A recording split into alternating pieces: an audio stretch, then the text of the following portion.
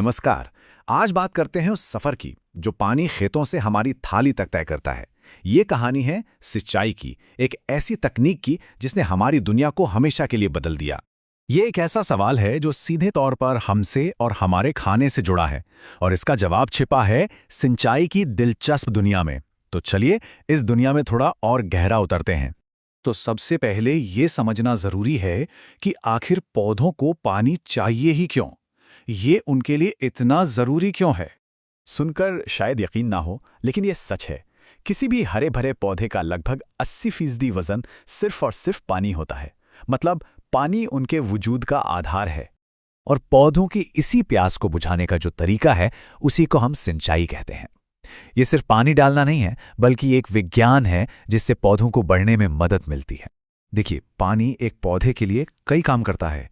ये मिट्टी से जरूरी पोषक तत्वों को पत्तियों तक पहुंचाने वाला एक हाईवे है। गर्मी में पौधे को ठंडा रखने वाला एयर कंडीशनर भी है।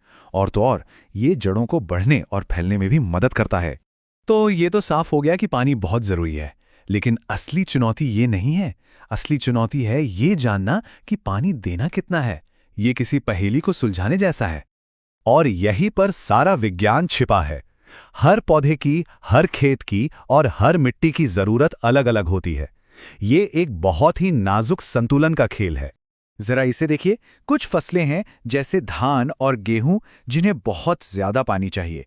वहीं दूसरी तरफ चना जैसी फसलें हैं जो कम पानी में भी अच्छी पैदावार दे देती हैं।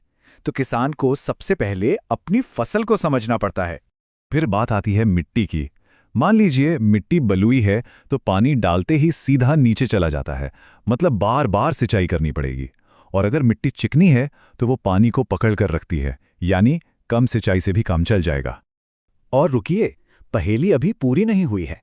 मौसम गर्म है या ठंडा, बारिश कितनी हुई, खेत में किस तरह के उर्वरक इस्तेमाल हुए हैं, ये सब मिलकर तय करते हैं कि पानी कब और कितना देना है। तो सवाल उठता है कि किसान इस पहेली को सुलझाने के लिए इतना सारा पानी लाते कहां से हैं? जवाब हमारे आसपास ही है, प्रकृति में। तालाब, नदियां, कुएं, नहरें, ये पानी के वो स्रोत हैं जिनका इस्तेमाल सदियों से होता आया है। लेकिन असली चुनौती तो इन स्रोतों से पानी निकालकर खेत तक पहुंचाने की थी। और यहीं पर हमारे पुरखों की सरलता और उनका कमाल का दिमाग देखने को मिलता है। चलिए सिंचाई के कुछ बहुत ही पुराने और शानदार तरीकों पर एक नजर डालते हैं। सबसे पहला नाम है ढेकली। सुनने में जितना सरल है, काम में उतना ही असरदार। ये बिल्कुल एक सी-सॉ के खेल जैसा है। एक तरफ से लकड़ी के डंडे को दबाकर बाल्टी को कुएं में डाला जाता है और दूसरी तरफ बंधा पत्थर उसे खींचकर आसानी से ऊपर ले आता है ना कमाल का जुगाड़। अच्छा, अब सोचिए कि अगर कुआं ज्यादा गहरा हो तब क्या किया जाए? तो इसका भी हल था, चरस। इसमें जानवरों की ताकत का इस्तेमाल होता था। यहां इंसान और जानवर मिलकर काम करते थे। बैल जैसे जैसे ढलान पर आगे बढ़ते, उनकी ताकत से पानी से भरा वो भारी थैला ऊपर खिंचाता था। ये आपसी तालमेल का एक बेहतरीन नमूना है। और अब बात करते हैं रहट की। इसे आप सिंचाई के इतिहास में एक छोटी मोटी क्रांति भी कह सकते हैं। जरा सोचिए, एक जानवर बस गोल गोल घूमता रहता है और उसकी ताकत से एक बड़ा सा पहिया घूमता है जिस पर लगी बाल्टियां लगातार कुएं से पानी निकालकर बाहर डालती रहती हैं। ये उस जमाने की एक तरह की ऑटोमेटिक मशीन थी। ये तरीके वाकई कमाल के थे और सदियों तक इन्होंने हमारा साथ दिया।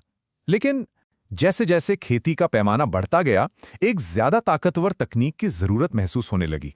और यहीं से सिंचाई के आधुनिक दौर की शुरुआत होती है। एक ऐसा दौर जिसकी कहानी एक ही आविष्कार के इर्द गिर्द घूमती है। और वो आविष्कार था यंत्रीकृत पंप। इस एक मशीन ने सिंचाई करने का तरीका ही बदल दिया। देखिए, पंप की ताकत पारंपरिक तरीकों से कहीं ज्यादा है। ये जमीन के बहुत बहुत नीचे से पानी खींच सकते हैं। ये बिजली या डीजल से चलते हैं। और आज जो हम इतने बड़े बड़े खेत देखते हैं, उनकी सिंचाई इन्हीं पंपों की वजह से मुमकिन हो पाई है। तो ढेकली की सादगी से लेकर पंप की शक्ति तक का ये सफर हमने देखा। लेकिन कहानी यहाँ खत्म नहीं होती। आज जब हम पानी की कमी और बदलते मौसम जैसी बड़ी चुनौतियों का सामना कर रहे हैं, तो ये सवाल और भी जरूरी हो गया है कि भविष्य की सिंचाई आखिर कैसी होगी। ये एक ऐसा सवाल है जिसका जवाब हम सबको मिलकर खोजना होगा।